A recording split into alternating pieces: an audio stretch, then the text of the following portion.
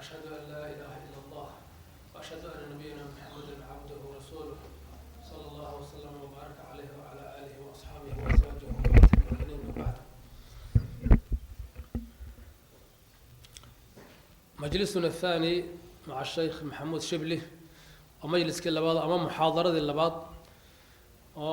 الله مع شيخنا الشيخ محمود شبلي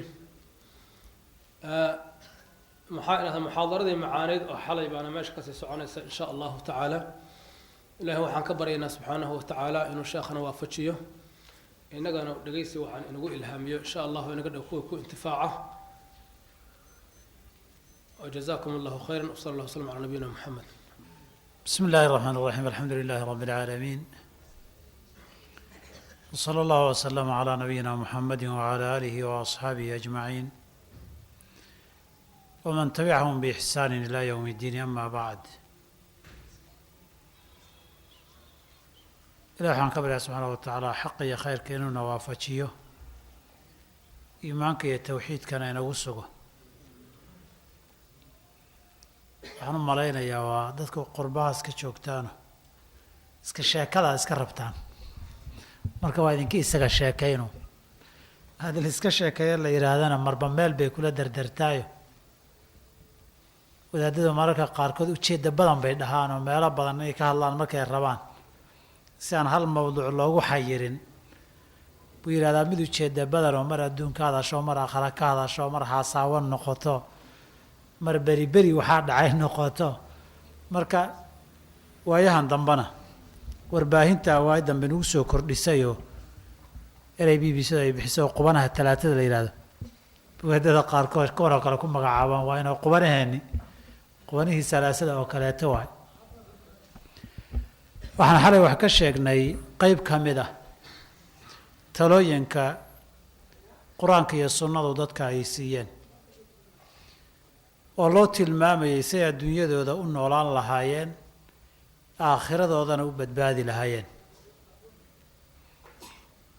intaanan qaybtii sunnadeen dhexda kaga tegay dhammaystirin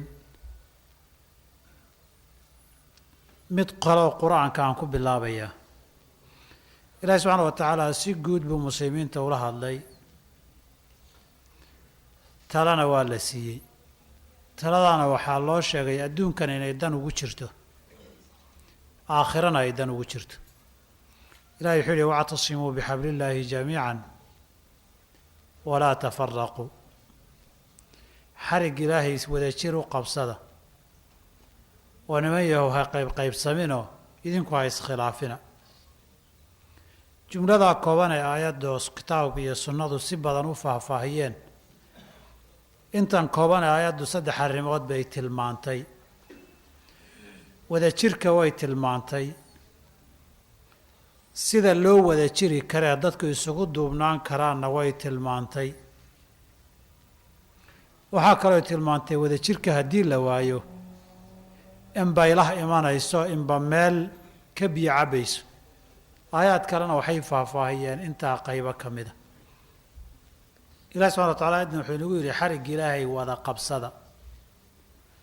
jamiican dhammaantiin si wada jira in xarig ilaahay wada jir loo qabsado oo la isku duubnaado oo dadku ay midaysnaadaan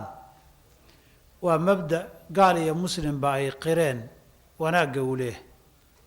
wada jirka iyo isku duubnaanta in la qaybsamo oo kiskis la noqdo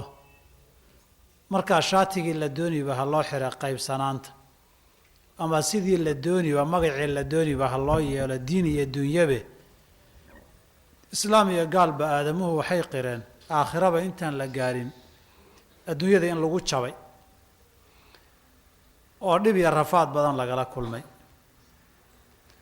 waxay ka dhigan tahay wada jir u wada qabsada xarig ilaahay waxaa jira wada jirka lagu gaari karo laakiin aan kala tag lagu gaari karin waa ama diin ah ama adduunye ah intaanta diinta la gaadhin dunyadani innaga lafteennaa ku mahmahnay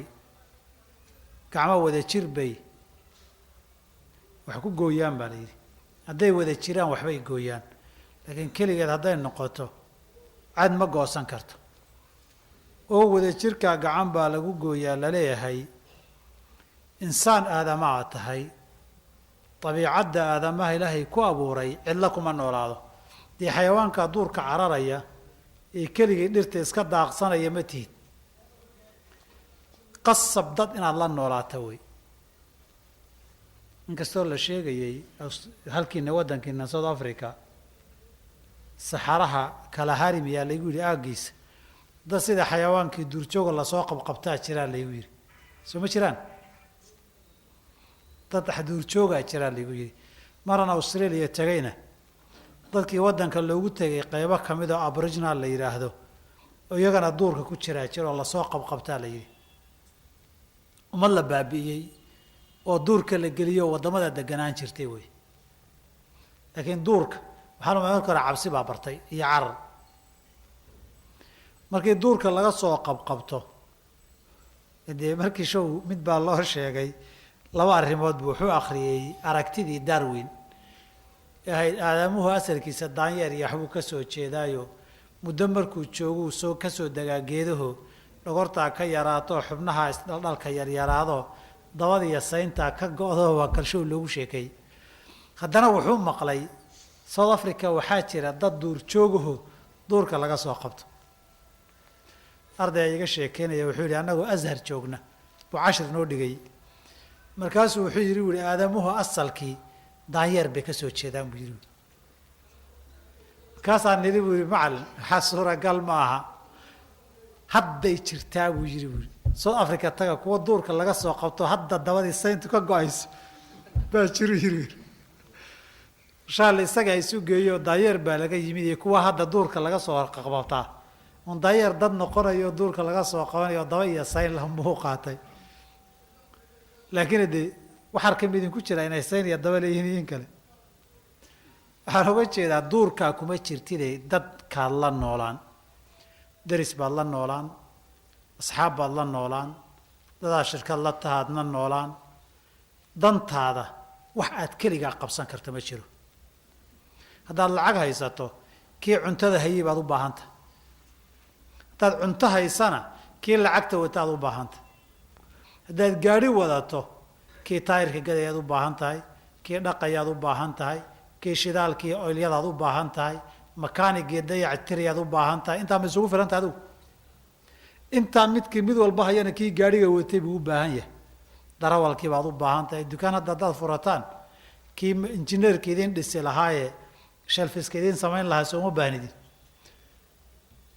kaa kadib kii kuu shaqayn lahaa ama maqalka ku hayn lahaa ama kuu soo adeegi lahaa baad u baahan tahay kii waardiyeyn lahaana waad u baahan tahay kii alaabta kula dejin lahaana waa u baahan tahay bini aadamku keligii ma noolaan karo walidaalika waxaa la yidhahdaa cilmiga bulshada marka laga hadlayo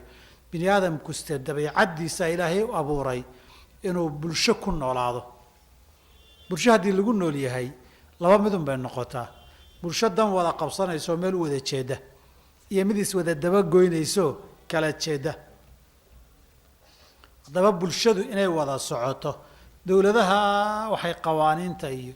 xeerarka iyo cuquubaadka iyo loo sameeyey wada jirkaa lagu ilaalinayaa dad baa la xidhayaa dad baa la garaacayaa qaar baa meelaha qaarkood la tooganayaa qaar baa irbad lagu dhufanayaa intoo dhan ummad wada jirkeed baa la ilaalinayaa waayo aadamuhu noloshii meelaan wada jir iyo isku duubnaan lahayn wax ka noqon waay innagu teenni markaan burburinay kuwii toodii ilaashanaya xataa gaaladii baan magan u noqonay sooma innaga teenni markaan iska duduminay gaalaan magan u noqonay maxaan ugu nahay toodii baa isugu urursan oo isugu duuban maanta buuq baa waddanka ka dhacaya haddii la waa naxaynaa wari haddii la isku dhexyaaca ama annagana cagtana la mariyaabaa dhihi laakiin taada markay joogto waxaan ka tashanaynaa seen u duminaa ta dadka kalena ama inagu duntaa baan ka holwalaynaa teennana seen u duminaa baan ka tashanaynaayo xataa halkan idinkoo jooga tii dalkaad ka timaadeen see loo dumiyaabaa ka badan intaad ka shaqaysaan see dib loogu dhisaa aduu isuma haysatid laakiin qoyska kaliya gobolka kaliya reer kaliya markii indhahooda lagugu akriyo waxbaad duminaysaa sooma ina saas ahayn aduu indhahaaga in yar baa kuu muuqata laakiin inta kale kula barnaamijka ahayn nin wax duminayo cadcad usii kitfayo umaad ula muuqataa waxaan rabaa inaan idhaahdo isku duubnaantu dunyadiibaaba la-aanteed la gaari layahay diintiina iyadaa inaa faraysa wactasimuu bixablillaahi jamiican si wada jira u socda isku duubnaada cibaadaadkii diintana qayb baaban keli ku asaxaynin berri soo jumco maaha diintuba ma ogolaba keli in loo tukado jamaaca in lagu tukada maahane salaadihii baa waajib inaga dhigay jamaaca aan ka dhigno xajkii muslimiinta ilahi subxana wa taala hal waqti buu uga dhigay hal dhar baa loo wada xidhay saacad walba isku meel inay joogaan baa loogu talagalay waktigaa maka waktigaa mina waktigaa musdelifa waktigaa carafa isdaba marmarka lama ogolo marna xaggaa loo sii wada socdaa marna xaggaa loo soo wada socdaa soonkii hal bil baa ummadoo dhan looga dhigay sanadka dhan lama dhihin deegaan walba iyagu intay saf gartaan bishay sanadka soomayaan iyagu ha fiirfiirsadaan may hal bil baa ilaahay u qoondeeyo muslimkoo dhan baa wada soomi diinteennaba cibaadaadkeedii qayb waaweyn baa ummadda midnimadeeda lagu muujiyey wada jir iyo isu tag iyo isku duubnaan bay wax ku noqotaa hadday cadowgeedii iska celinaysana isku duubnaan bay wax ku noqotaa cibaadaadkii diintana isku duubnaan bay wax ku noqdaan dunyadii iyo danaheenna gaadhitaankana isku duubnaan baan wax ku noqon karnaa marka wactasimuu bixablillaahi jamiican isku duubnaantii iyo midnimadu inay muqadas noqoto wey diin iyo dunyo labadaba haddii se aan yeeli weyno oo la isku duubnaan waayo walaa tafaraquu baan ku tilmaami doonaa qeybta labaad ilahay wuxuu inoo tilmaamay dadku way fara badan yihiin waa kala luqado duwan yihiin waa kala qabaa'il duwan yihiin waa kala deegaan duwan yihiin way kala dana duwan yihiin in damacle iyo in dan laa badan marka danta bini aadamka laysuma keeni karo maxaa deed mar hadday midoobaysana wax ka dhaxeeya oy ku midaysan tahay oo kala haga oo kala hogaamiyo oo kala jihayay u baahan tahay ilahay wuxuu ina yidhi innaga muslim haddaan nahay bixablillaahi xarig ilaahay wada qabsada halkaa waxaa ka muuqata ummaddan luqad ma midayn karto dhaqan kalena ma midayn karo qabiilna ma midayn karo ummaddan waxaa midayn kara soomaalinimo ma midayn karto keligeeda waxaa midayn kara diinta ilaahay dadka lagama xigo ma jira adiga ilaahay cidaa ilaahay kaa xigta adiga di cibaadada inaad yarayso lagaa cibaado badiyo maahane cid si kale ilaahay kaaga xigta ma jirto intuu abaal kuu galay ee fadli kugu leeyahay buu kan kalena ku leeyahay intuu ka kale ku waajibiyey buu adna kugu waajibiyey adiga dadaalkaa cid si guud ahaan cid kale ilaahay ka xigto oo reer ana ma jirto reerkan in fiican iyo in xun baa ku jirta kanna in xun iyo in fiican baa ku jirta ummaddan xarigga u midaysan yihiin ee rabbigoodu sameeyeen la kala xigin waa xarigga ilaahay wax kasta oo kale oo la qabsado ummadiisuma keeni karo nabadda meelo badan baan ku tijaabinaya burburkeennii kadibo weli way caga dhiglaadahay soo ma weli mid haa la yidhaahda waa lalaayahay marka wactasimuu bixabli illaahi xarig ilaahay qabsada waxaa lamida watacaawanuu cala albiri waataqwa samaha iyo alla kacabsiga isu kaalmaysta wastaciinuu bisabri wasalaa salaad iyo dulqaad kaalmaysta cibaadaadka ilaahay iyo rabbi ku xidhnaanshihiis iyo diintiisa intaad isugu timaadaan iyada isku duubnaantiinna waxa idinkala hagto xuquuqdiinna ha kala xadayso kiina qaldan iyo kiina saxan iyada ha lagu miisaamo xuquuqdii qofkii dembi galay iyo ciqaabtiisiiya waxa laga samayn iyada ha la mariyo waa nimayo xadhigga ilaahay wada qabsada wixii kale oo dhan idinma midayn karo dee nin kale dantiisa gaarka ah kuma raaci karo weligiina hebel u danee kuma jiri karo reeruhuna aragto oo reerku isku dan ma aha markii reerka loo soo dhaadhacana laflafta hoose isku dan maaha ilahay de bahalka reerka waxaa la yidhi waa basal oo laf ma laha adag saad marba qub u rogayso unbaa meel ebera soo taagi soo saas ma hayn soo xaaji muuse ma hayn ninka yidhi show dagaaladii u dambeeyey isreebreebka u dambeeyey xamar raggay islaynayeen bay heshiiyeen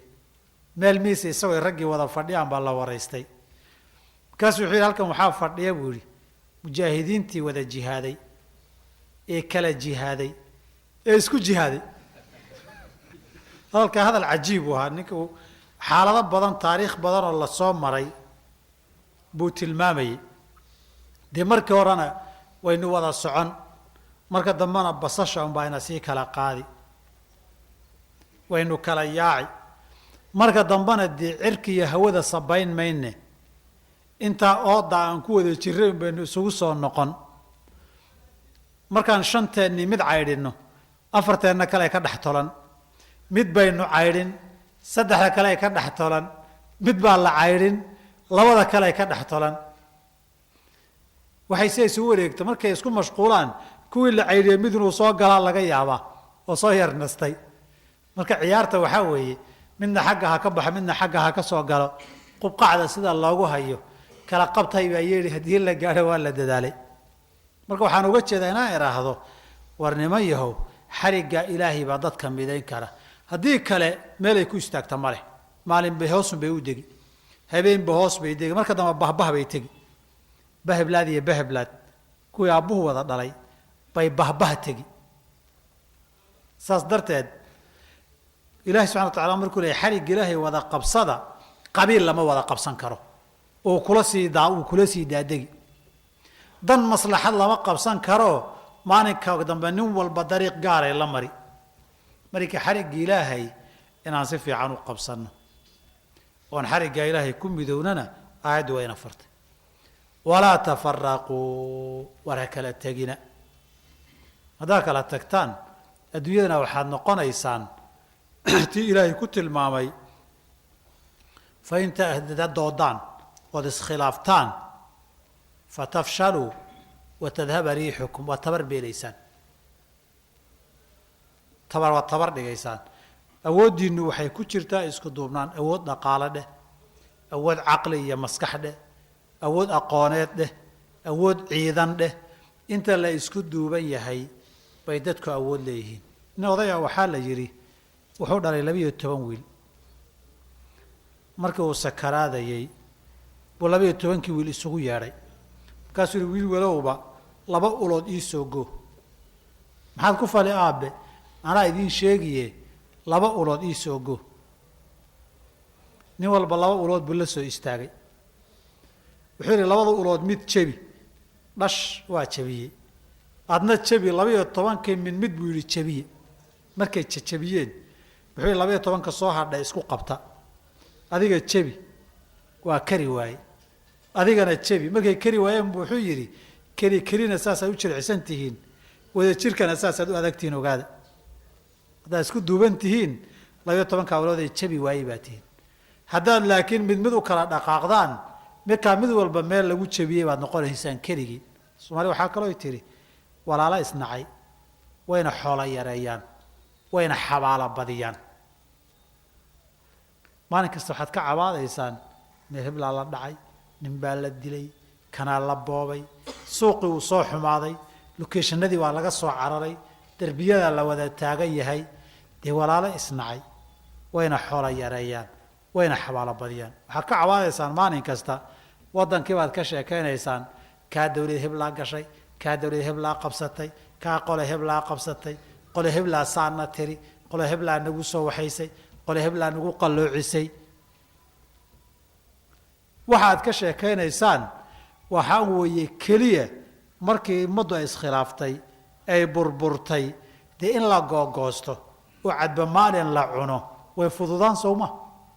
waana xabaala badinay waana xoolo yaraynay hobbigeennu wuxuu noqday qaxooti horta halkan ma ka jirtaa buufiskaas intii 10 sano joogtayna hamigeeda weli qaxooti baa ku jirta kuwa yimidna qaxooti baa ku jira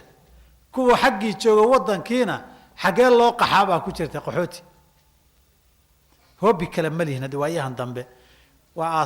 tamaradan ka dhaxalay khilaafka maan dhaxdaasan amiin artis ka akhriyayay wax waraabo intuu soo maray soo sawiray buu nin Soomaali ku qoran tahay ama Soomaali mid ay garan maaye oo isku duubay uu soo sawiray kana Soomaali kana qabiil buu ku qoray ama qabyaalad wuxuu yiri adaa walaal iyo waalid bedilay walaalka iyo waalid ba adaa dilay dalkaygiina adaa dumiyay adaa dulli iyo qaxootinimo ibaday haddana weli waan ku jecelahay hada suugay haddana weli waan ku jecelahay xaaladdeena soo saas maaha weli bahalkii baa lanaga kari laayahay intaasaan qaxnay intaasaan gubanay intaasaan jabnay dibasho Abdullah Suldaati ma cadana waa kii dhihi jiray muxuu dhihi jiray dugsi malay qabyaaladii hadda waa aragnay soo ma laakiin aan deena diyaar miyaanu nahay marka dhaqankeena la eego bas hadda igu carcar badanta maalmahan igu carcar badanta warnibay baasha soo laga badaalo wala tafarraqu marka leena leeyahay cid kastaad baylaha u noqon way raggeeni baa baylaha oo dalkeeni baa baylaha oo diinteeni baa baylaha oo dumarkeeni baa baylaha oo ilmaheeni baa baylaha oo maalkeeni baa baylaha fatafshalu wa tadhhab riihukum indaka dhawr mooyeen tabar malihid naalaalay ninkaad ka adkaan jirtay oo dhan baa ka adag naalaalay ninkaad wax ka cishan jirtay oo dhan baa ka adag adi hilib bisalo waxa tahay nin walba cunayo tii shishay iska daaya tanaad joogtaan midnimo la'aan iyo isku duubnaan la'aan baa location ugu jirtaan shalay baan wiilasha Allah u naxariistay aaskooda ka lahaa wareedha intiina Cape Town joogtay South Africa iska daaya inta Cape Town joogtana iska daaya intiina masaajidka ku wada tukata adduunyadiina ma isu raaci kartaan nimayo dantiina adduun ma isu raaci kartaan nima la sheekaystay Hindiya dadka hore South Africa waxaan ku warnay dilkan locationada ka socday ka waran wuxuu waxaan waligeed way jiri jirtay anaga locationada ku jiri jiray saan baan loo gali jiray laakiin talaan kaga baxnay waan tashanay inaan ganacsiga iyaga magaalooyinka soo gelinaan ku heshiinay waanan fulinay waana ku liibaanay nimayo inaad tashataan mooyeen sidan idin ma bixinayso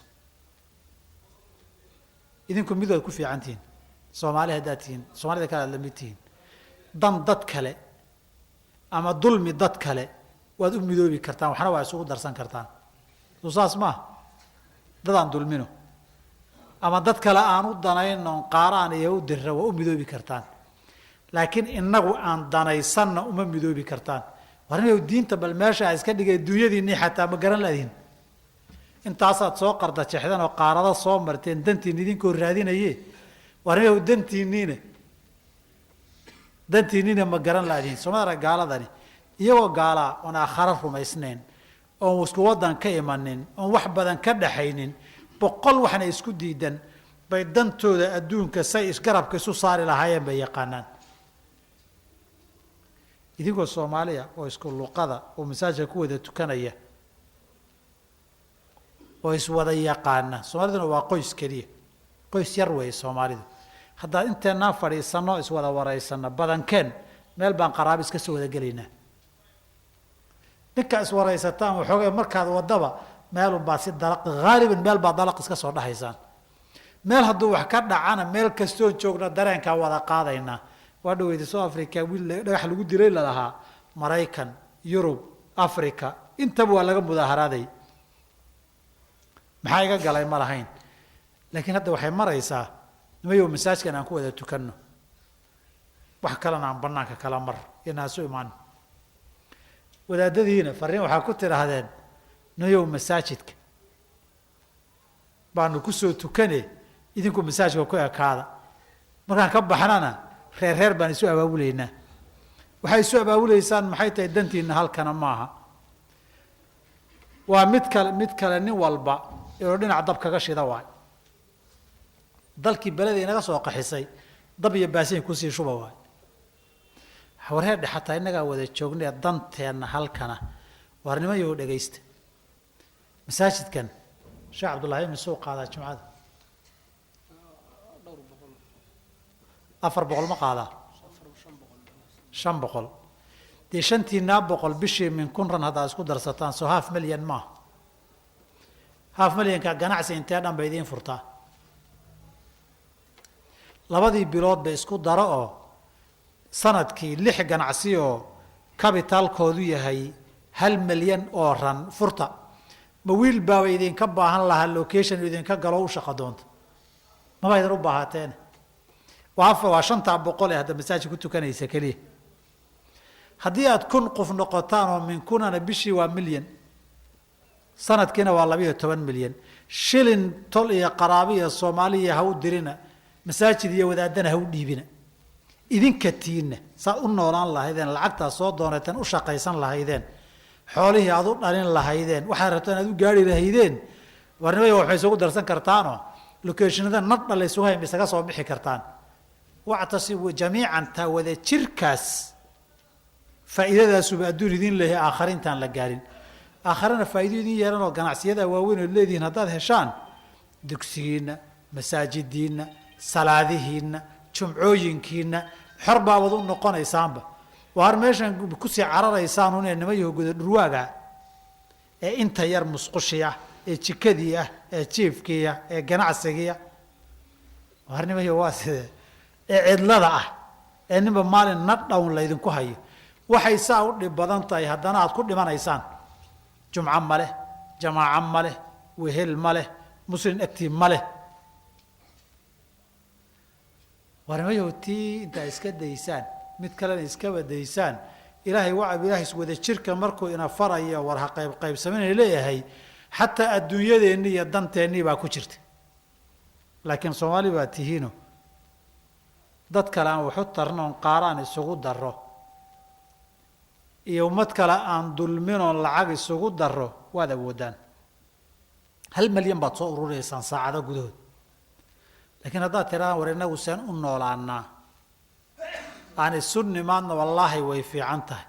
laakiin seen u noolaanaa isku aamini mayno seen wax u dilaan laakiin waan isku aaminaynaa warmayo sidaan talama ah ilaahay markuu leeyahay war wada jira war isku duubnaada war dad midaysan noqda adduunyadeennii baa ku jirta aakhire intaan la gaarin Soomaaliya haddaad tihiin Soomaaliya 4 dagaal bay soo martay intii 9 laga soo bilaabo kii shanaadna hadday fooda gelisay dagaalkeedu 4 waji buu soo maray kii shanaadna hadday fooda gelisay dagaalkii koobaad dawladda iyo jabhada ay ahaayeen jabhaduhuna qaab qabiil bay u abaabulaayeen dawladdana shaabad qabiil baa ku tiilay qacda la iska geliyay waxaan xasuustaa 1990 horaanteedii 89 gadaasheedii bay ahayd rag culimo intay Nairobi isla isugu yeedheen jabhadihii Soomaalida ku yiri war ninkan wax socdo u egyahay idinkana qabiil baad u abaabulantihiin waa la islayn doonaa berri nimayo waxaad ku midaysan tihiin oo ummadda badbaadiya sameeya waa la kari waayay marxaladii u dambeysay 90kii aakhirkeedii xamar lagu kala yaacay ama dawladdii ka dhaxaysay ee centralkeeda ay burburtay halkaas ay dawladda iyo jabhada ku ekaayeen qabiil bay isu bedeshay reehebel bugta la iska qasay Sooma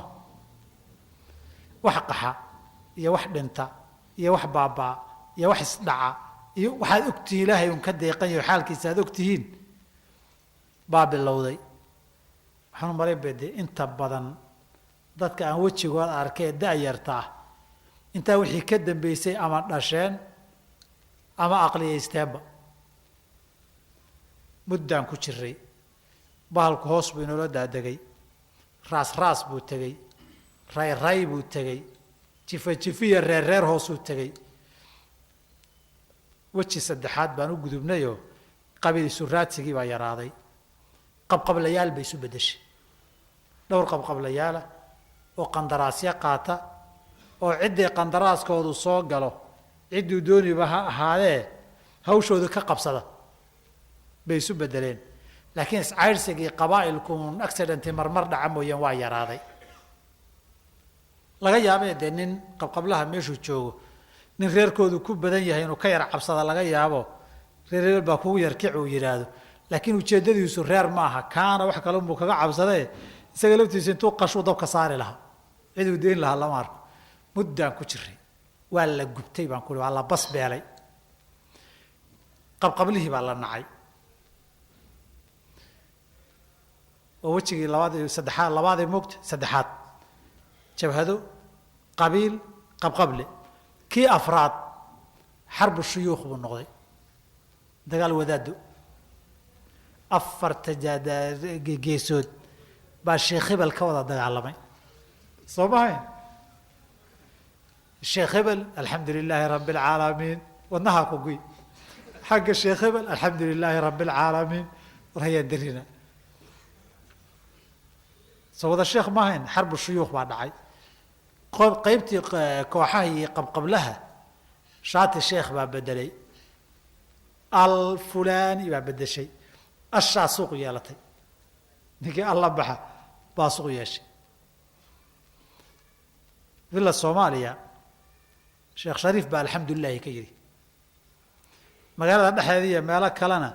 sheekh xisbulislaam baa alxamdulilahi ka yidhi meelana sheekh ashabaab baa alxamdulilahi ka yidhi soo ma meelana sheekh ahlusunna alxamdulilahi ka yidhi kii idaacadda ka hadlaba waa sheekh hebel wuxuu ku bilaabay alxamdu lilaahi rabbi alcaalamiin intaasaa naga shahiiday waay waagii dambe horta intaa laga soo bilaabo kii sheekh la dhihi jiray baalkaa ka qoyay waxaa la kala garan waayeyba yaa sheekhihe yaa shaydaanah la kala garan waayey waa isku dhex yaacday si fiican bay isku dhex yaacday sheekhiina wuxuu noqday ninkii dee garhku waa time ee la baxa qamiiskuna waa mare intuu harqaan la taga soo gaabsada cimaamadna duubto alxamdu lilaahi yidhaahda wax kastoo uu yahayba sheekh hebel baa hadlay baa lagu dhihi ama ha af duubnaado ama ha af banaanaado iyaga laftoodu noocba nooc bay noqdeen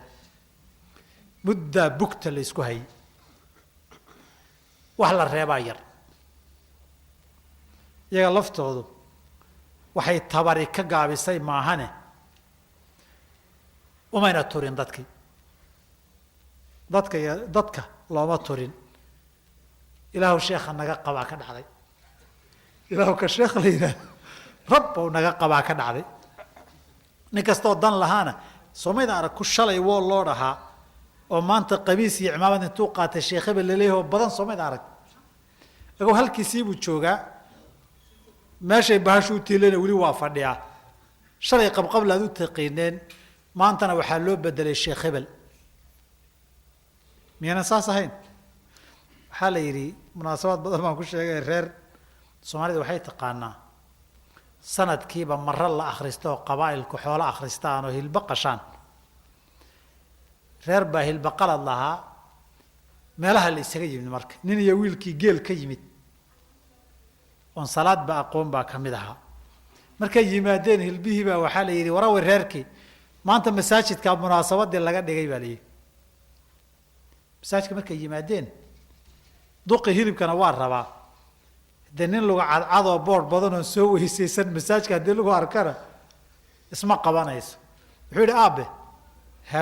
haweyda nooc shimbirta kamid oo beeraha cuna waay aabe haweydii hilibkii masaajidkay la galeene cagaha soo dhaqo yidhi cagaha waxa weyse qabees ka soo dhig buu yidhi dee masaajidii baa sheekhii markay wada badatee cimaamada loo wada duubtay baa cagaha lasoo wada dhaqday baan ku yidhi nin walba sheekh buu noqday nin walba sheekh buu noqday marka soomaaliya horta kii sheekhaha dib in loogu noqdo yaa sheekha la yidhaahdo waa hawl adag oo taalla waay iyo yaa wadaada hawl adag oo soo baxday waay waxay socotaba waa laga daalay dadkuna way naceen ilaa ay gaartay hadda si aan tala u sheegnaba waan garan la-aanahayba si fiican baa bahawadaada baalku uga qoyan yahayo haddii xataa ummadda ha ka talin lahayn allah waa kuwii shalay dadka laayihii waa kugu taalla meeshaa tagtaba hadda waa sii gabagabo dagaal gobolaysi baynu hadda gallay waraaqaa laynoo soo qoray federaal baa laynaga dhigay gobolla isu raacaa la yidhi wejigan hore dagaal gobol iyo maamul goboleed baynu gallay waa weji cusubo isna dhinac shaati qabiil ka wata waa weji cusubo dagaalka lagu cusboonaysiinayo wey markii fershankan laga daalaba isla dagaalkii uunoo fershan kala ah oo naqshadii modelka wax laga soo bedbedelay baa taalla haddana modelka cusub ee yaalla model gobolaysiya waay waxaan u malaynayaa si fiican nadha inaan laysaga guri doono si fiican in nagta laysaga taagi doono ilaahay laakiin dadka un ha ka badbaadiyo kaasi mid kaluu dabada ku hayaa sideedaba dawladaha xuduude isku haysta soomaadan maqan maamul goboleedyaduna hadday dhismaanba xuduuday isku qabsan doonaan maamul goboleed kasta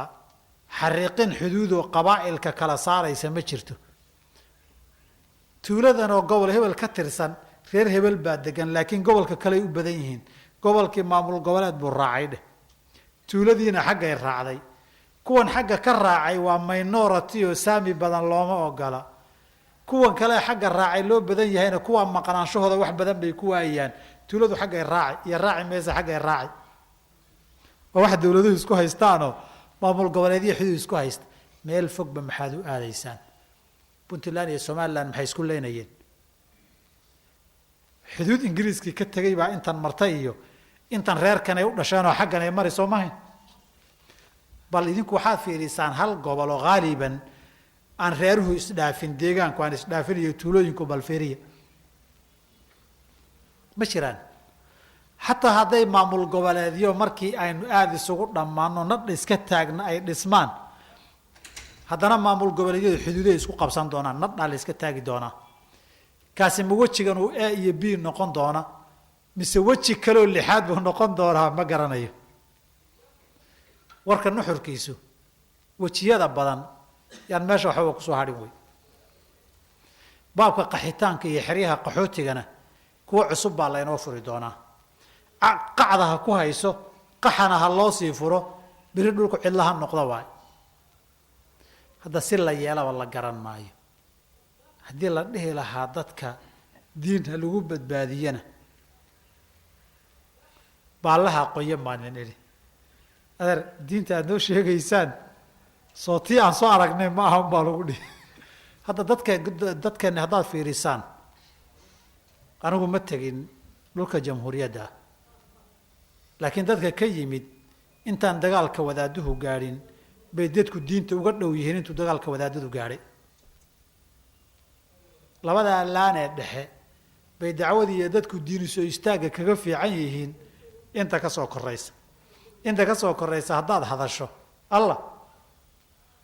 nadh unbaaba lagaa siinba shaabad baa lagugu dhufanba waa kuwii baa lagu dhihi waa kuwii dadka leenayay shaaxa cisman nin la yihahdaa waxaan ka akriyay 209 aakhirkeeda horaanteed intuu xamar tagay oo soo noqday buu wuxuu soo qoray cinwaan waktiga uu ku magacaabay waa naxay wadaad baan mooday ma maqasheen waa naxay oo wadaad baan mooday oo maxay tahay anuu waddada xamar socduu nin isoo dabagalay dhalinyaro ahoo waa naxay markuu sigaar shitay baan farxayoo wadaad baan mooday inuu dilaah ka yaabanaawi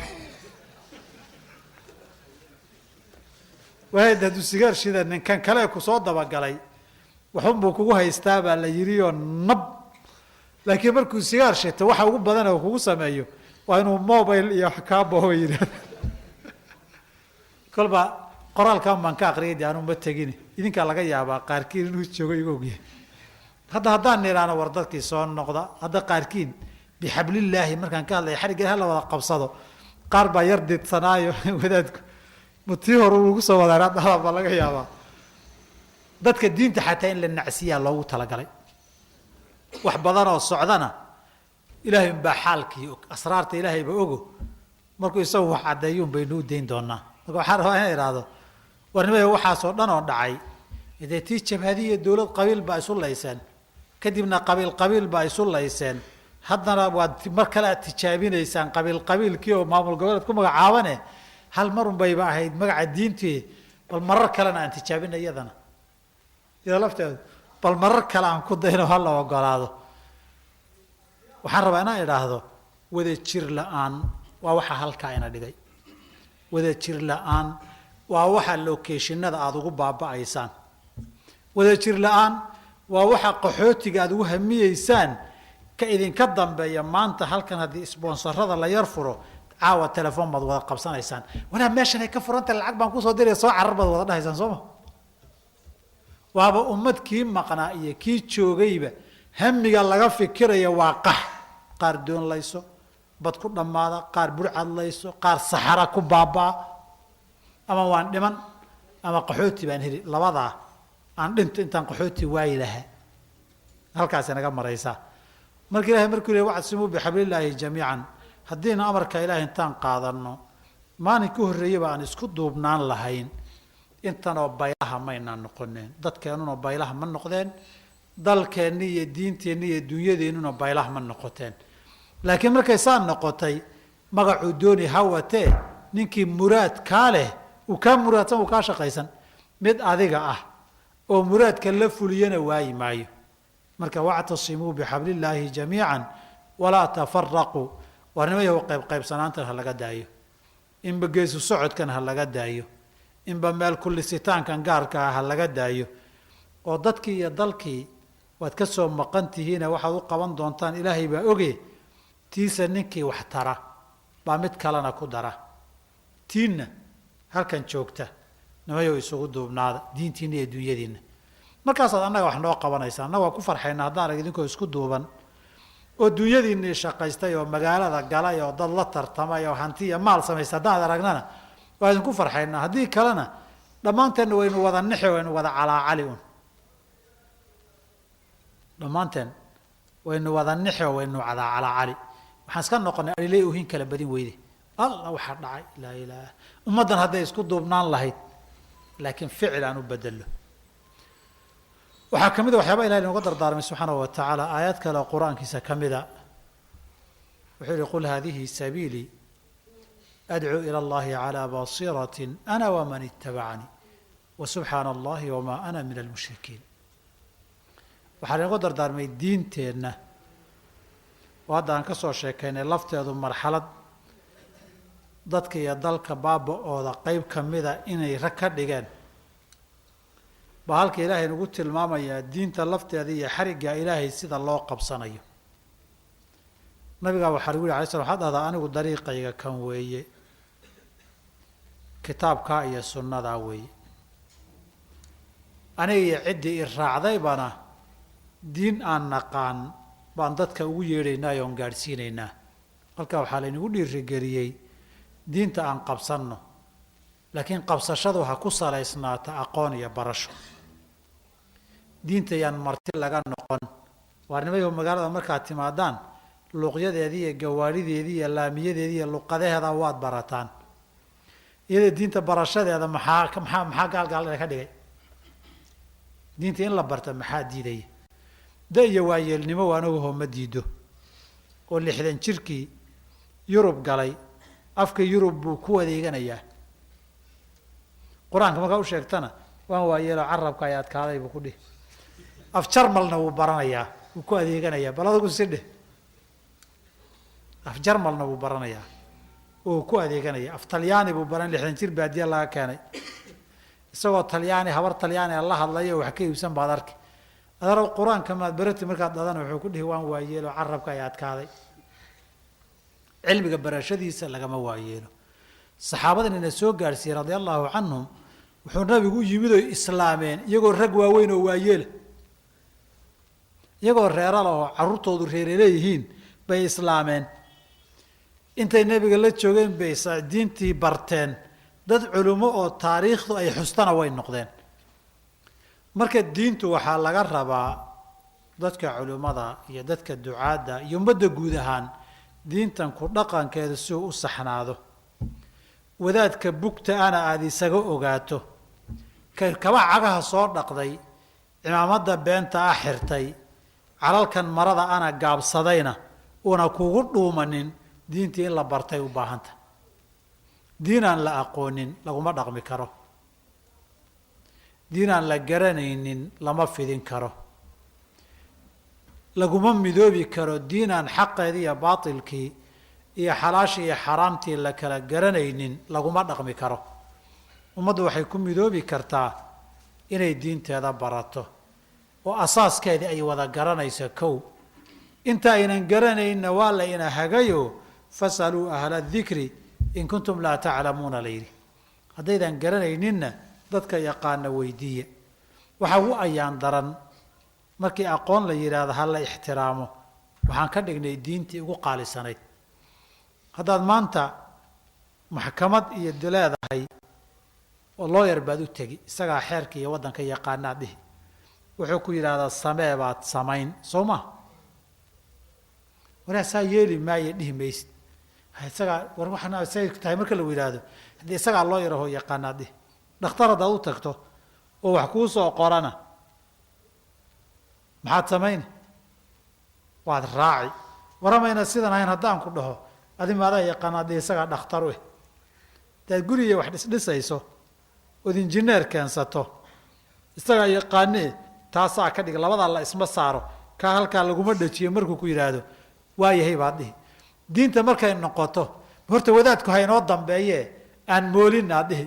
aniga horta waxay ila tahay bal adu gaadhiga markaad meel joogto masale diinaha lasoo dhex dhigo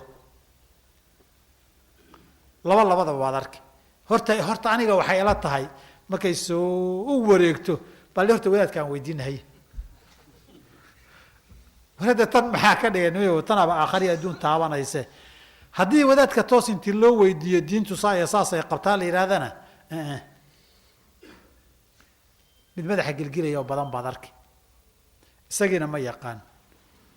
cid taqaana inuu weydiiyo uga dambeeyana ma rabo kadib muxuu samayn daw iyo bohol uu ka dhici inta ilaahay xaaraantinimeeyoo dhan buu isagoo manac diineed wata banaysan dhiigu banaysan oo cirdigu banaysan oo maalku banaysan oo wax jinniya jaanbu banaysan marka dambe salaadii anaa kaa cafiyey salaadii anaa kaa qaaday aakhire anaa kuu doodi buu dhihi fastakhafa qowmahu fa ataacuu halkaasay ka bilaabataa waxaad arkaysaa marka magac diineed macaasi isku ateecaya magac diineed waayo aqoontii diineed iyo cidda taqaana ha looga dambeeyo baa meesha laga saaray hadda waxbaa inugu soo kordhay intaa dheer ninkii diin baan aqaanaa yidhahda hala dilaa inugu soo kordhay oo maxaa loo dili diinta ilahay baa loo gargaarayaa diinta ilahay loo gargaaro seen ugu gargaarnaa inta taqaana aan layno waa iyada lafteeda hawl soo korodhay waayo maxaas daba socda diin baan ka hadlay oon aqaanaaba cid dhahda inaan la helin waayo waayo ninkii nin la dili iyo mid cabsada inay noqdaan way war intii la dili lahaa anugu diinna sheegi maayo inuu yidhaahdo war niman yahow dhakhtarkii waa uga dambaysaan aqoonta diinta oo injineerkii dhismihii waa uga dambaysaan oo looyarkii waraaqahaad uga dambaysaan oo cid kaloostoo wax taqaanay oo aqoonteeda lahayd waad uga dambaysaane diintii culimo in looga dambeeya maxaa diiday ninkii isagu yaqaano isagaaba culimo ah ninkii wax mugdi ka galana faahfaahin waa weydiin karaa laakiin diintii nintooxsi bay noqotay nin walba meeshay gacantaa gaadhe iyo meeshay kaa gaadho halkaa kaga wad waay wax badan baa dhacaa marka bi baan soo maray hadda qolaan arkay soomaaliya meherka iyagu ma asaxay bay dhaheen ilmo caruurana waa u joogaa waxaan ku uhi meherkiini see u dhacay waxaa waan kala tagnay haye 3 dalqadood baa dhammaatoo midba mar ah haye laba caada markay ku dhacday bay nin kala guursatay laba markay dhacday bay mid kala guursatay ciddadii ma dhammaan ogow haye kii bay haddana ishayn waayeen way kala tageen haye markay bil joogtay hal mar ku dhacday bay mid kala guursatay haye kiina way ishayn waayeen haye way kala tageen haye markay 45 beri joogto bay kii horreeyay ku noqotay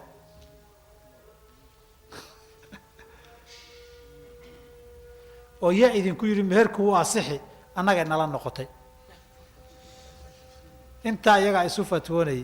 de hadda maxay weydiinaysaan idinkaa isu fatwoonaye ma isugu wadaan ilaa aakhara aad ka tagtaan may waa naga wareertay baa layidhi hadda meel ay u socotaan garan weyno oodan bay nala soo gashay bay yidhahdeen no through way baan gaadhnay yidhahdeen darbigii kii u horreeyey 3 dhammaatay ka ku xigay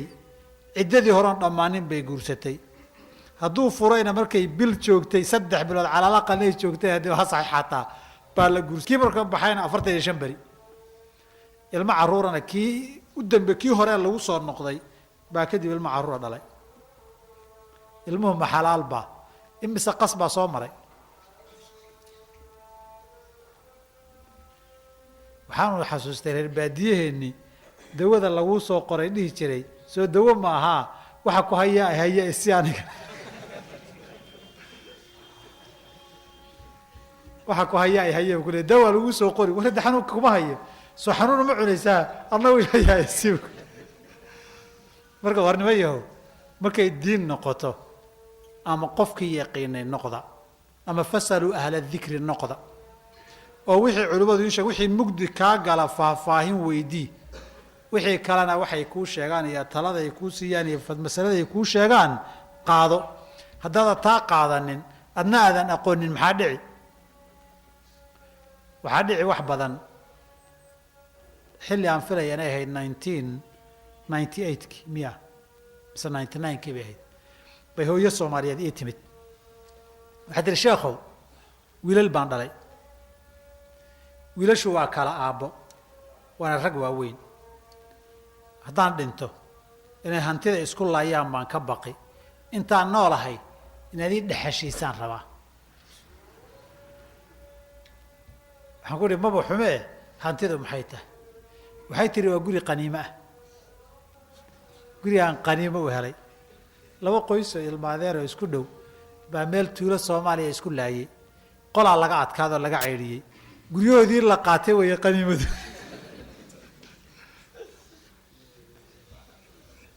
reer hebel markii meesha lagaan ka ceyrinay qoyskii aan ilmaadeer tahay ee lafta hoose ahaa baan guri qaniimo ah helay tiri guri 3 dabaqa oo ninkii lahaana la dilay carruurtiisiina qaxeen bay qaniimo u haysataa inay milkiday u haysataa waxaan ku weydiiyey guriga inaad leedahay oo milki kuu yahay oo qaniimo yahay ma culimaad weydiisay maana iska garan bay tiri anaa iska garan waxaan ku inaga garan ku dhacday ma gaalay ahaayeen mise muslimiin bay ahaayeen qoyskaa sheegaysa ma muslim bay ahaayeen ma taqaana ha waan aqaan waxaa idhi muslim xoolihii qaniimo ma galaane mana lihid adiguna ma milkiyi kartide adna dulmi baad ugu jirtaa kuwanaad dhexashiinaysaan amaba dhaxli karaane da'daasaa toho aakharaad hadda ka hadlaysaaye naar ha doonana guriga dadka ilaah u celi baan ku iri intay yaabtay bay tiri ma gurigaan aan qaniimo ahayn ku tiri marka waxaan uga jeedaa waxay cid ay weydiisay lama arko hantida intaa la egay haddaad rabto in sharci la waafajiyo la dhexashiiyo inay leedahay iyo in kale cidnaba culama mayna weydiinin iyada ay soo fatwootay markaan kari waayey la yaabto waxaan ku dhaxad yeeli madhabkaad isugu fatwootay inaad adigu leedahay ku dhexashiisaan ku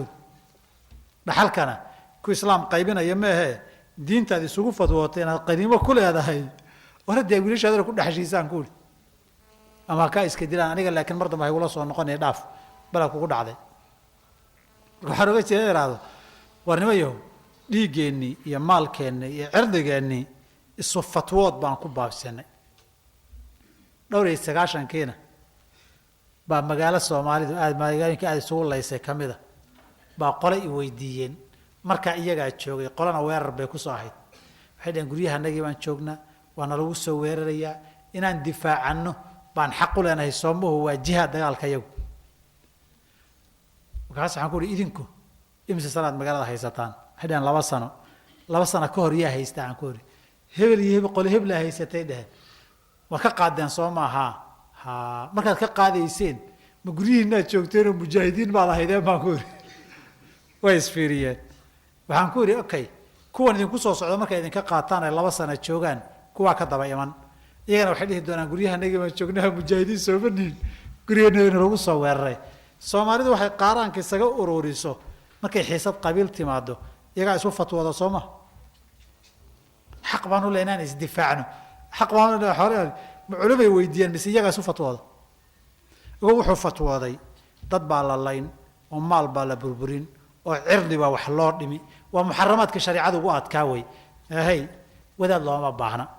waa nimaya wixii kaloo dhanba dadka yaqaanaad uga dambaysaane ama qofkii yaqiinay noqda ama fasaluu ahla dikri noqda halkaa magaalada markaad dhex gasho wax badan baa la cunayaa cidna weydiin maysaan xaraan iyo xalaal waxay tahay soo ma inta wadaadada la weydiiyaya inta la iska cunaa ka badan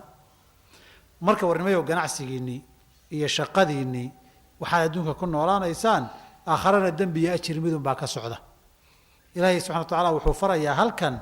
dadkan muslimiinta nabi maxamed iyo inta raacday soma wada sheeganayna intii nabi maxamed raacday inaana sal allahu alayh ali wasalam cid innaga inaga midoo leh aniga waxoogay far baa iga taagan raacitaankiisa ma jira ama dood ka qaba ama waan raaci laakiin waxbaan la hadhi leh cumuuman malihin xataa hadduu jira inuu qarsado mooyeen haddaan idhaahna hadda ninkii nabi maxamed raacitaankiisa farta uga taagan tahay gacanta ha taago kaakay u taagan tahay xataa uu isqarin waayo mujtamac iyo bulshadii muslimka aan aqbali karin haddana waxay sidaas tahay wuxuu tilmaamaya nabi salaam dadkaasi diin waxaa u ah cilmi iyo aqoon ay yaqaanaan ama dadkii cilmiga yaqiinay intay weydiiyeen ay diin ugu kalsoonaayeen ay warkoodii diin ahaan ugu dhaqmeen dee saasna waa laynaga rabaayoo dardaaranku diinteennu ama aqoon ha noqoto aad taqaano inaad ugu dhaqanto ama ciddii taqiinay inaad weydiiso aada ugu dhaqanto warnimahu labadaa midun ha ahaata iyada lafteeda intaa kadib waxaan kusoo gabagabeynaya xadiidkii qeybtiisii dambe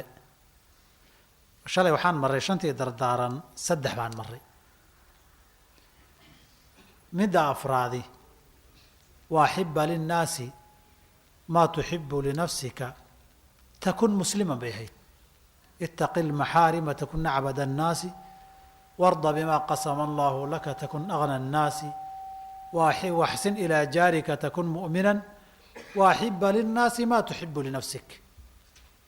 naftaada waxaad la jeceshahay u jeclow riwaayaad ba waxay ahayd xadiidka anas ee kalaan leeyahay wuxuu ahaa isagu saxiixan ku yeelay laa yuuminu axadukum xataa yuxiba liakhiihi maa yuxibu linafsi ilaa walaalkii uu la jeclaado wuxuu naftiisa la jecelyahay riwaayad xadiidka waxay ku dartay xataa yuxiba liakhiihi maa yuxibu linafsihi min alkhayri dee nin jecel inuu dadlaayo oo caawa uu habeen dhaxa oo bad kala gala xumihii dadka muslimkaa la jeclow maaha macnaheedu wixii khayr adduun iyo khayr aakhiro ah baa nafteenna la jecela adduunyadan aad joogto ilahay inuu ku caafiyo aad jecesha ilaahay risiq fiican inuu ku siiyo aad jecesha ilaahay nabad inuu ku siiyo aad jecesha reer iyo ubad buuxa inuu ku siiyo aad jecesha ilaahay subxaana wa tacaala inaanu dhib iyo cabsi ku tusin baad jecesha intaa aada naftaada la jeceshahay muslimka kalena la jeclow kan la jeclow kan la jeclow xoolahan ilahay hadduu adiga ku siiyo kuwa kalena uu siiyo waxa ilahay agtiisa yaalla ma dhammaada ismana dhimo intaasoo gaal baaba xoolo badan haysatee muslimkan xoola hadduu helo maxay ku yeeli inay wax ku tarta maahani dadka muslimka oo guud ahaan inaad khayr iyo wanaag la jeclaato macnaheedu waxay ka dhigan tahay nin cuqdadaysan oo xasad iyo xiqdi iyo xumo ka buuxda ha noqonin nin qalbi bannaan oo qalbi saafi ah oo muslimiinta wanaag qalbiga ugu haya wanaagna la jecel noqo hadday gobol iyo meel abaar ka dhacdo ka wada nax laakiin ha dhihin ilaahay waan la rabay ilaahu abaarta ama cudurkan reer hebel inay kala gaabtaan waan la rabay way dhacdaa soo ma hadday duufaan iyo fatahaad dhacdo hadday xanuuno iyo cudurro dhacaan hadday colaad iyo dagaal dhacdo dadka muslimkaa naftaada lama jecelide inay ku dhacda ha la jeclaan hadday ku dhacdana saad uga xumaan lahayd naxir hadday kugu dhacdo uga nax oo nabig alay slam waxay kii lahaa qofka mu'minkii hal jir bay isku yihiin oo xubinta hadday xanuunsata kugu hooseysa madaxaa kula xanuuni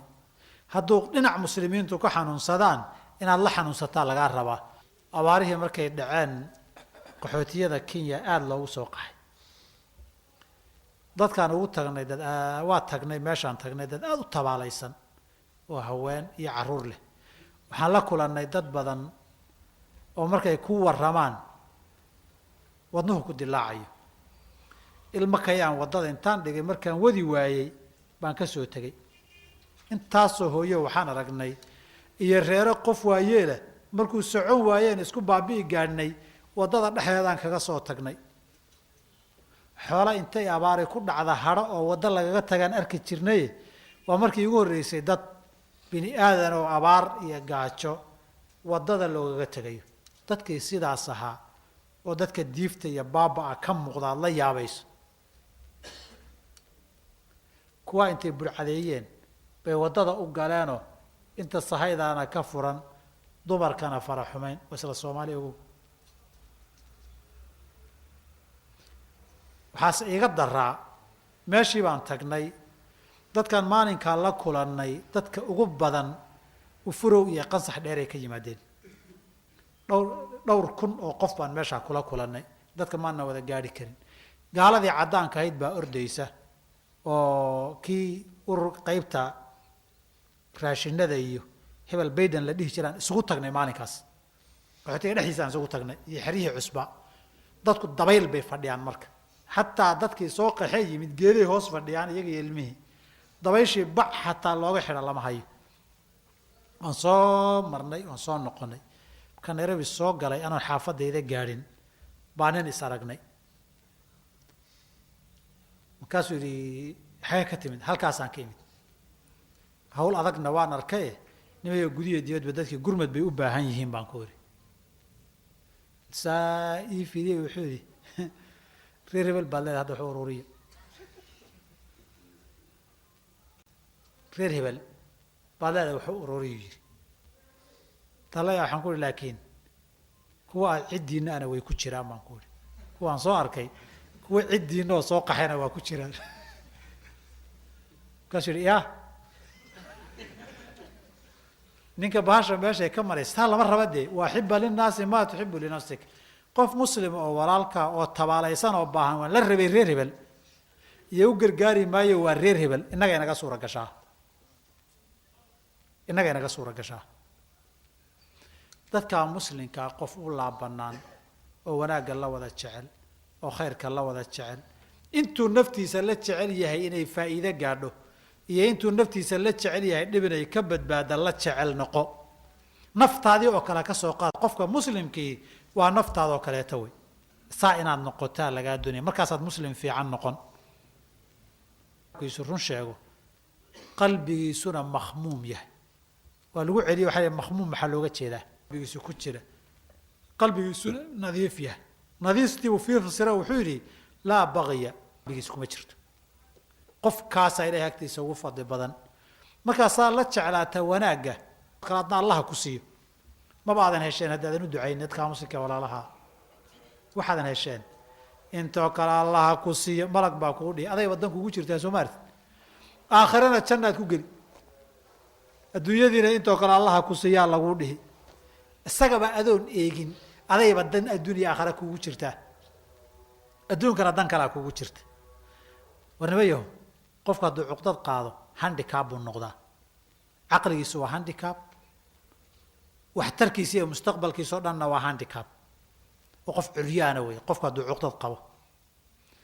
saddexdaba curyaan buu u noqdaa qofkaas ummadda ilaahay caqliga iyo kartida iyo diinta iyo shaksiyadda waa u qaybiyey qayb dhan oo mujtamacaadkii ka mid ah buu caqligoodii iyo aqoontoodii iyo kartidoodii ka qadiyoo markuu arko waa reer hebel oo hebel la yidhahdaba jiq buu dhihiyo wuxuu ka faa'iidi lahay oo dhan buu waayey wuu is-curyaamiyey ummaddaa dhan midda kale waa uu nin naxsan adduunyada ilahay baa nicam ka bixiya adduun iyo aakhira labadaba cidduu doonuu siiyaa miyuu innaga nala tashani haddii aad cuqdad la dhimanayso ood qof ama qabiil u qabto haddii ilaahay siiyo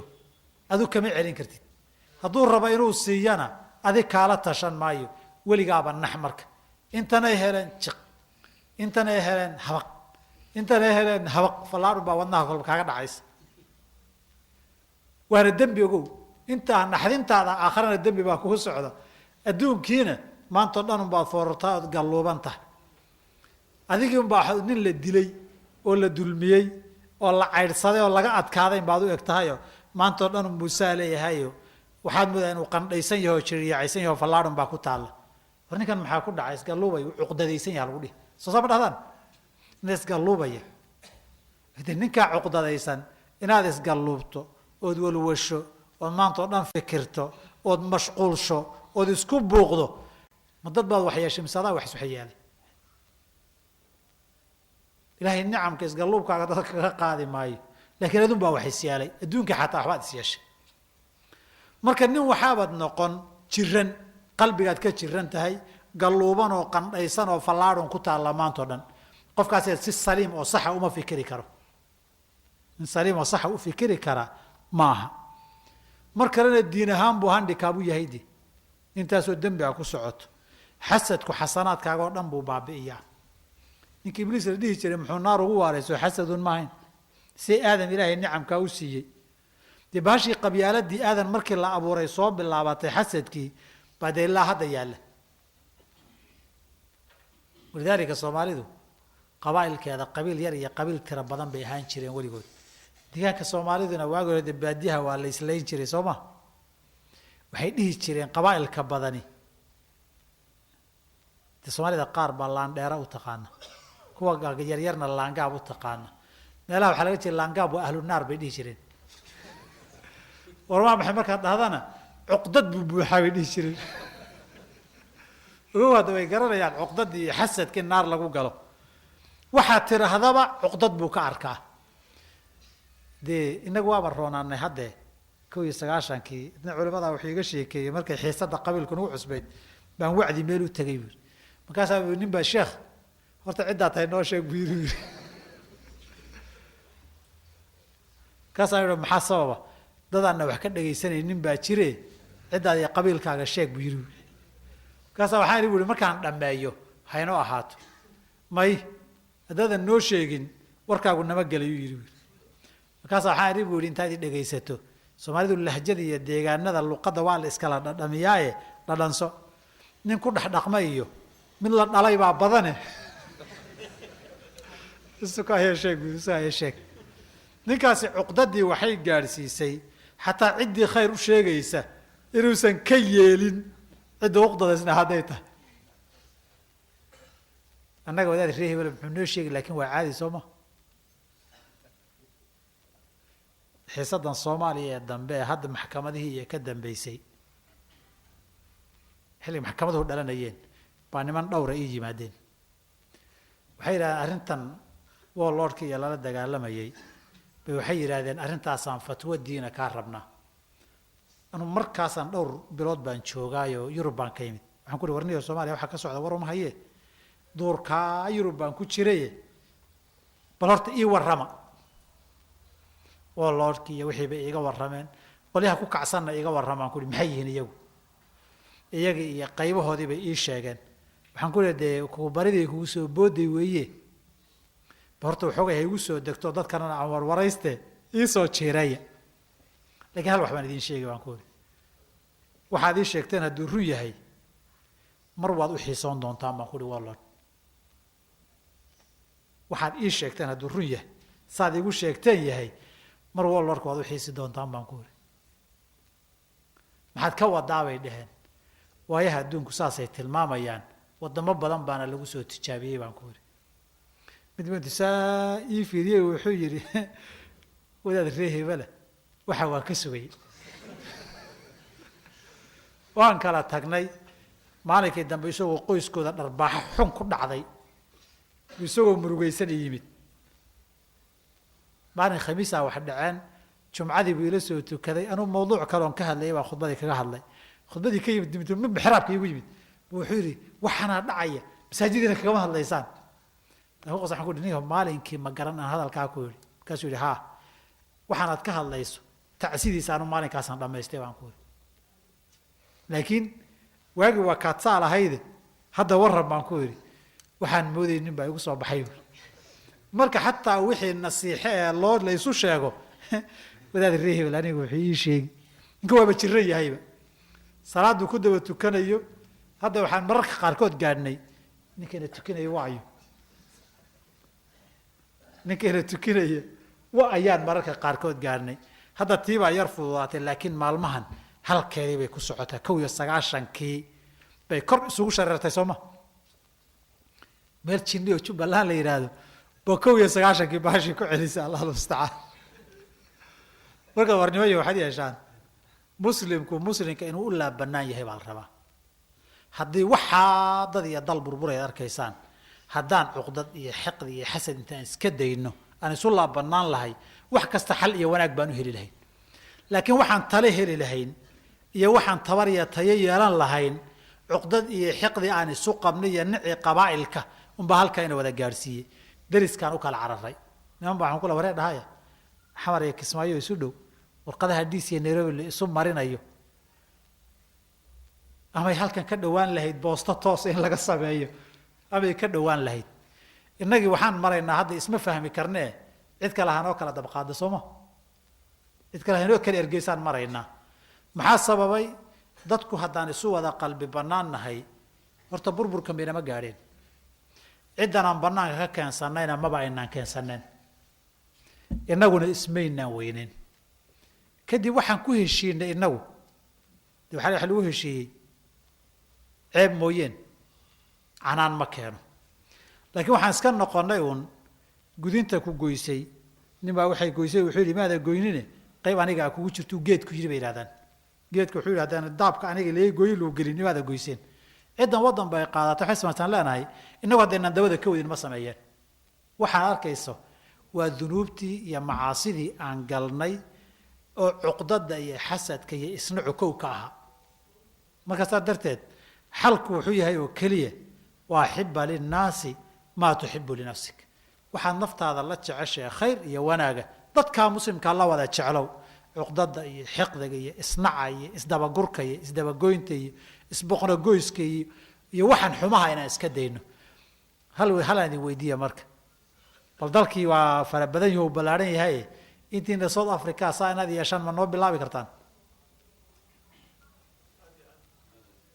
noo bilaabi kartaan bal cuqdada intaad daysaan idinku inaad isku dan noqotaanoo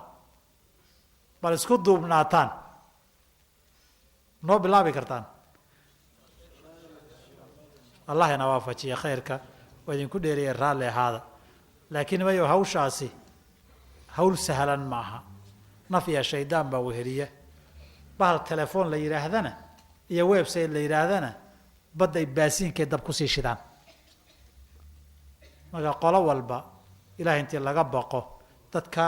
muslimka akhriya adduun badan baa ka dhaxaysee cuqdada iyo xiqdiga iyo isnaca laga daayo waaxiba linnaasi maa tuxibu linafsika takun muslima islaamnimadu saasay ku badbaadaysaa saasaan af iyo adinba ku kala badbaadaynaa saasaan diin iyo dunyaba ku xaqiijin karnaa ku gaari karnaa bal idinku tan aad ku tijaabisaan halkan si fiican insha allah waa idiin mila dhal marka idiin mila dhasho inta kalena insha allah waa idinku dayato jazaakum allahu khayran wassalaamu calaykum waraxmat ullah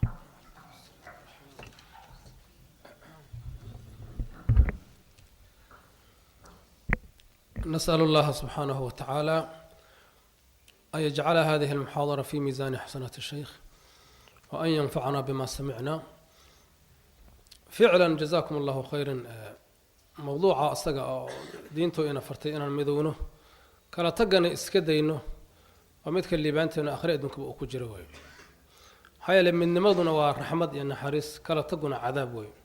سؤال النبي عليه الصلاة والسلام الجماعة رحمة والفرقة عذاب من نمضوا وعذاب وحالي من نمضوا ونحرس رحمة وي كلا تقي خلاف كنا وعذاب وأنشأنا إنه عذابه عذاب أدون كي آخرنا خطر بل لو شر هذان لقيته بكينا لكن سدا أن مقله وحكينا خلاف كاشوك تدعو رمات كلاهين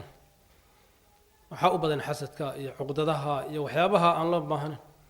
يدتك فعلا شركة ودك دقية تدك مسلم كأها وذنوبتها وين كتشر إن ديك بلاش كداديان سهلا وداديان ديك مسلم ذنوبتها قوة وين الله قالوي ولا قصوا اللابنين تدك شركة ودك دقيان هذا في صرداتك ددوينها اسمركي هليان يريا وين با روح كسفي عن بو هليا waxaan dhacay wala yaabin yahay sida wanaagsanayd buu sheegayaa haddana waxa khaldan waa maxay waxa khaldan quluubtii baan aad u caafimaad qabin markaad fiiriso sharkiina waa loo degdegayaa waxaa la sahalsanayaa waxyaaba khatar aha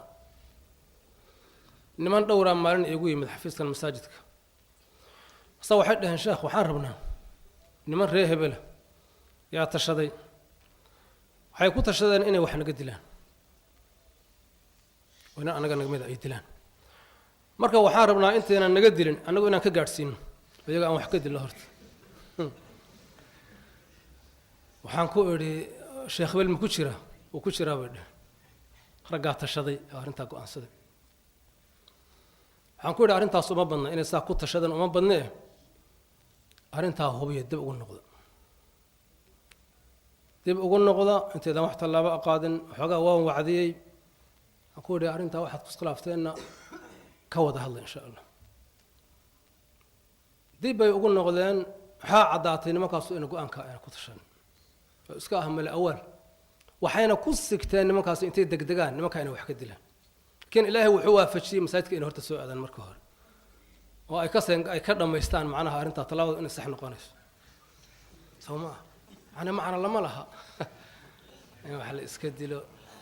dhig la iska daadiyo meesha la jooga fiir qurbadan gibtoon gaalimadadana lagu dhex jira dadka gumaadaysa maca daalika haddana insaan la isu galo waxaad moodaa dadka agtooda waa la sahlanta raggaas waa rag tukanaya waa rag masaajidka soo galaya waa rag noocaas wax cajiib oo qariib wey marka walaalayaal waxyaabaha xurumaadka ilaahay weynaysiiya waa inaan anaguna weynaysiinaa xurumaadka ilaahay xarimay weynaysiiya waa inaan weynaysiinaa waa inay laabteena qulubteenna ku weynaadaan amarka ilaahay waa inuu qulubteenna ku weynaado nahyigiisu waa inuu qulubteenna ku weynaado saasaa muslimiin ku noqonayna saasaa marka waxaa iman inaan wixii xumaan xumaysanno sharkii sharaysanno dulmigii xumaantii la dagaalno hor istaagno tawba keenno meesha la inaga soo galaa inu marka waynu u jeednaa meesha la inaga soo galay meesha la inaga haysta waan u jeednaa laakiin ilaahay hadda waxaan awood u la'nahay inaan dhaqan gelino awood baan u la'nahay ilaahayna waafajiy subxaanahu watacaala kaloo dhahana garan mayna ilaah la barya subxaanahu watacaala bal niyadana ha la isku dayo in la hagaajiyo oo waxaan kada laga soo noqdo oo waxaan waa u jeednaa meesha ina dhigeene aan ka soo noqona in sha allahu tacaala jazaakum allahu khayran asalaamu calaykum